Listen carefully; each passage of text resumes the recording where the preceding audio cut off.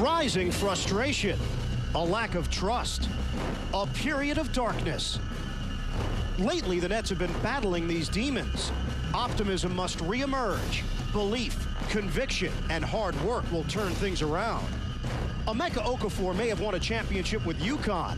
Now he's the main predator for the brand new Bobcats. The Nets desperately seeking a win. Next on Yes.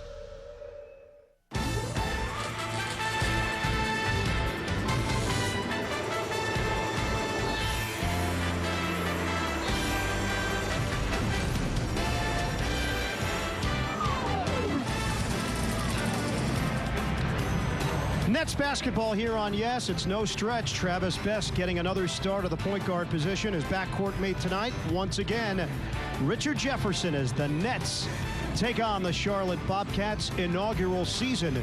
For the Bobcats, we've got the coverage tonight right here on Yes. Welcome, everybody, to the Meadowlands. I and Eagle, along with Kelly Tripucka. Nets are back from their 4-game Western swing. Took an offer on the road trip. They've lost 9 in a row, trying to snap it here tonight. One thing has become abundantly clear through the first month of the season. Western Conference is clearly superior to the Eastern Conference, and they've got a bunch of games coming up against teams from the East. Nets are hoping that the scoring that they've been able to put together against Eastern foes will continue here tonight against Charlotte. Yeah, they certainly haven't had much competition against the East, just 4 games out of their first 13, but maybe the reason is just familiarity. They're used to playing against Eastern Conference team. Maybe the Eastern Conference not as big as the Western Conference, but certainly the offense has clicked better against those foes from the East. Better job of being aggressive, of getting down the floor, getting better quality shots, and doing a much better job on the boards. When you look at the numbers, kind of bears it out. The scoring is up. Done a pretty good job of shooting the basketball.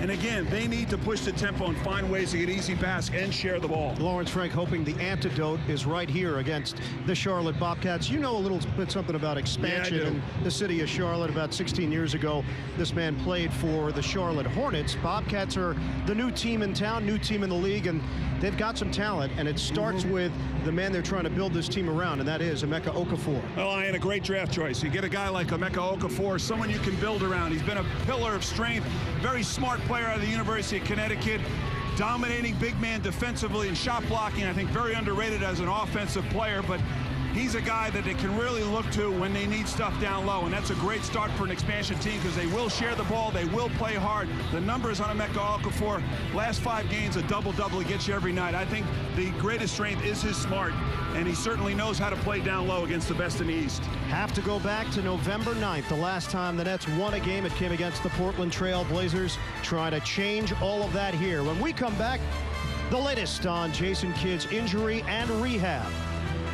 Much more is still to come. The Nets and Bobcats here on Yes.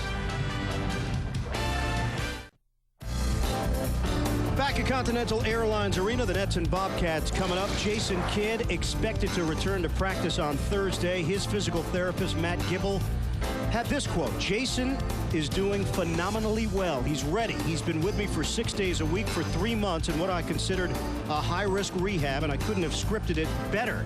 Everything went as perfectly as you can plan it." Earlier today, we spoke with Kidd's teammates about his imminent return.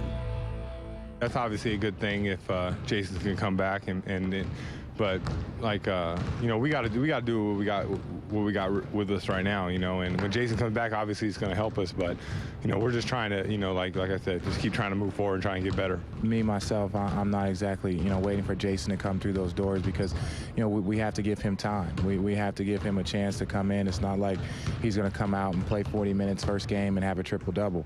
It's going to take him a little bit of time to get back, and you know, he will get back to his old self. But you know, I think we need to save ourselves, and we need to focus in on the 12 guys that we have right now instead of focusing in on somebody's return. And we'll come back with the starting lineups, the opening tip, the Nets and Bobcats' first ever meeting. That's coming up on Yes.